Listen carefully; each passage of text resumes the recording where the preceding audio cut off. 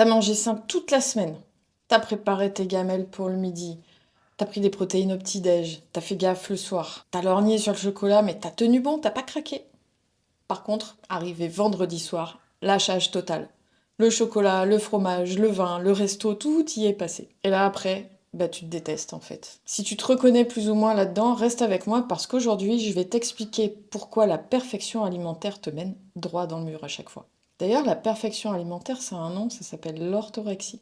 Donc moi, je suis Ludivine Courcelles, je suis professionnelle de santé, je suis kiné ostéo avec un diplôme universitaire en micronutrition. Et j'aide des femmes en périménopause à retrouver leur santé, leur vitalité, leur silhouette aussi. Et ça, sans compter les calories et sans imposer de régime strict. Aujourd'hui, je voudrais te parler de réconciliation alimentaire. Pas de régime strict, pas de comptage de calories. Plutôt d'une paix dans l'assiette et dans la tête. D'abord, on va essayer de comprendre pourquoi tu te bats toujours avec ce que tu as dans l'assiette. Parce que ton rapport à l'alimentation, il ne s'est pas construit dans une bulle. Il a été façonné par ton environnement, c'est-à-dire ta famille, ta culture, la société, la télévision peut-être en tout cas, tout ce qui est véhiculé par l'industrie agroalimentaire. C'est façonné aussi par ton époque. En gros, c'est façonné par ton histoire. Par exemple, si on prend ton éducation. Quand tu étais petite, on t'a peut-être dit finis ton assiette. Il y a des petits enfants qui meurent de faim dans le monde. Mange de la soupe, ça fait grandir. Je l'adore celle-là, ça me rappelle tellement de souvenirs. Si t'es sage, t'auras un dessert. Ou si t'es pas sage, t'auras pas de dessert. Donc le résultat, c'est peut-être que t'as perçu la nourriture comme une récompense, ou comme une punition, ou comme un doudou quand t'es triste, ou on s'est servi de l'alimentation pour que tu obéisses, on t'a fait percevoir qu'il fallait mériter. En gros, tout ça, ça a fait que tu manges sans vraiment écouter les besoins de ton corps. Ton assiette, c'est devenu un lieu de devoir ou de récompense, mais pas un lieu de connexion à toi.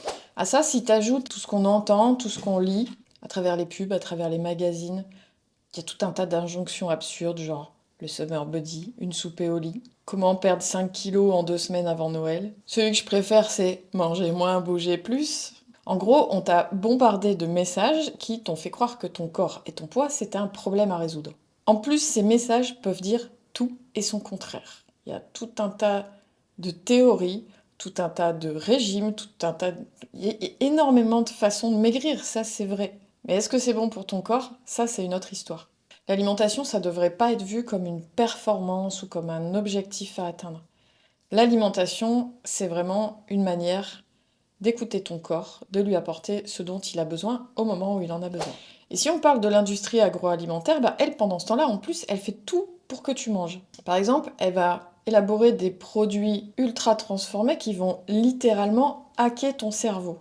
Quand je dis hacker ton cerveau, c'est vraiment faire en sorte que ça produise de la dopamine, que tu aies des sources de plaisir intense pour que tu en demandes et que tu en redemandes. Il y a des sucres cachés, il y a du gras, il y a des arômes artificiels, des additifs. Tout ça, c'est fait pour te rendre accro.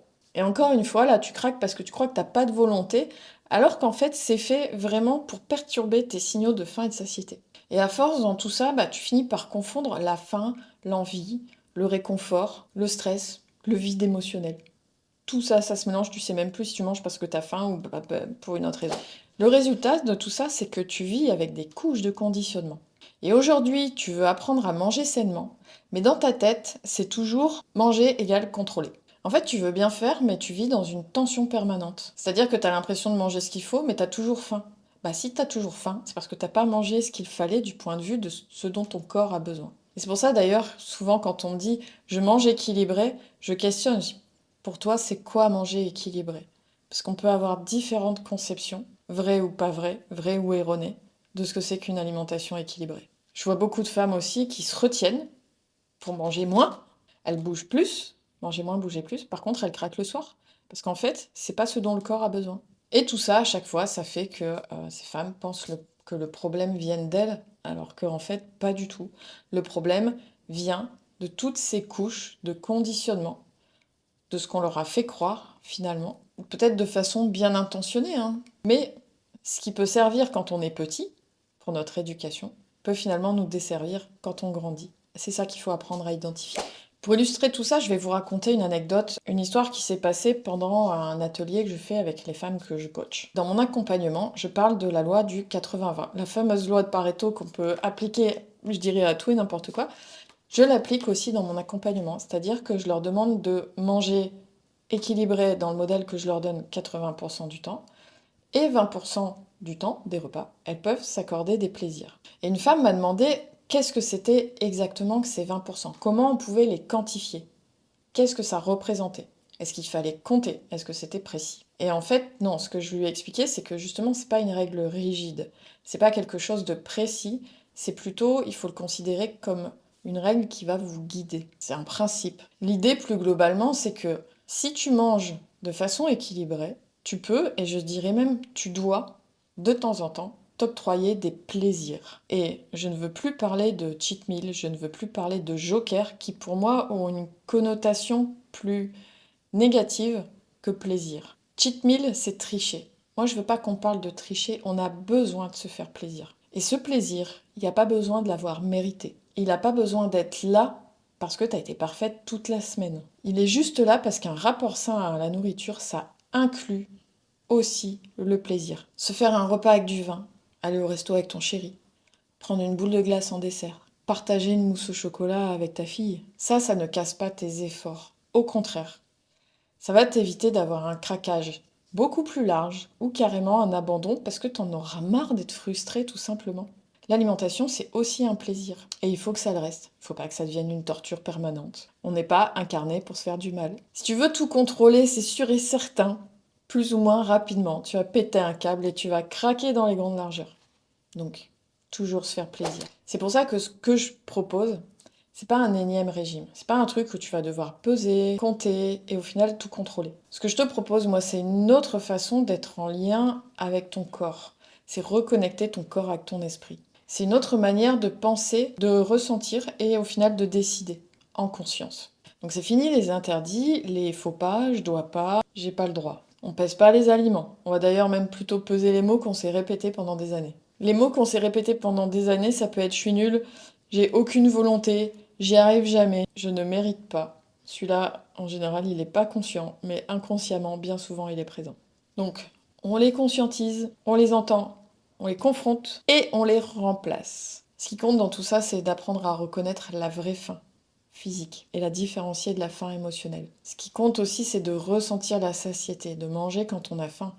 Pas de manger parce que c'est l'heure ou parce qu'on est au resto et que tout le monde a décidé de faire entrée plat dessert. Il faut apprendre à reprogrammer son cerveau, reprogrammer son système nerveux, même j'ai envie de dire reprogrammer son rapport au vide. Quand je parle de rapport au vide, ce que j'ai constaté aussi, c'est que il y a pas mal de femmes qui ne savent pas être seules avec elles-mêmes.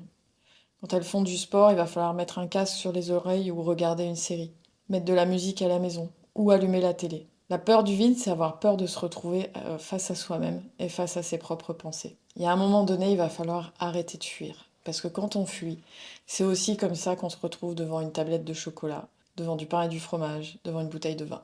Alors qu'en fait, on aurait peut-être plutôt besoin à ce moment-là d'un câlin, d'un mot doux, d'une pause, d'un souffle. Ce qui est important, c'est de remettre du plaisir conscient et pas des compensations cachées. Moi, je vais t'apprendre à manger du chocolat sans culpabilité, parce que oui, bien sûr qu'il y aura du chocolat. Une vie sans chocolat, c'est moche. Donc on apprend à refaire ça sans culpabilité, sans se dire qu'il va falloir compenser demain. Parce qu'en général, ce qui fait grossir, c'est pas le plaisir, c'est la punition qu'on s'inflige après. Et c'est la différence qu'il y a entre déguster un carré de chocolat en pleine conscience ou engloutir un paquet de biscuits en pilote automatique à 22 heures. Des fois sans même sentir le goût. Donc dans tout ça, on construit une nouvelle identité. On ne veut plus faire un programme ou un régime ou une nouvelle méthode. On veut devenir une femme qui vit, qui pense, qui sent autrement. Pas parfaite, pas rigide, mais qui est consciente de ses choix, qui les fait en conscience. Cette femme, elle est alignée, elle est apaisée, et plus que tout, elle est libre. C'est ça que je veux que vous incarniez. En conclusion, je dirais que manger sainement, c'est pas être parfaite, c'est être en paix. Avec son assiette, avec son corps et avec sa tête. Et ça commence quand tu arrêtes de te punir dès que tu t'es autorisé un plaisir. Le vrai équilibre, il se construit dans la souplesse, pas dans le contrôle. Et maintenant, dis-moi en commentaire si toi aussi t'as déjà essayé de tout contrôler et qu'au bout d'un moment t'as craqué dans les grandes largeurs. Et puis si tout ça, ça te parle, eh ben abonne-toi, like, partage, active la cloche pour me retrouver la semaine prochaine à 18 h pour une nouvelle vidéo. D'ici là, soyez douce avec vous-même.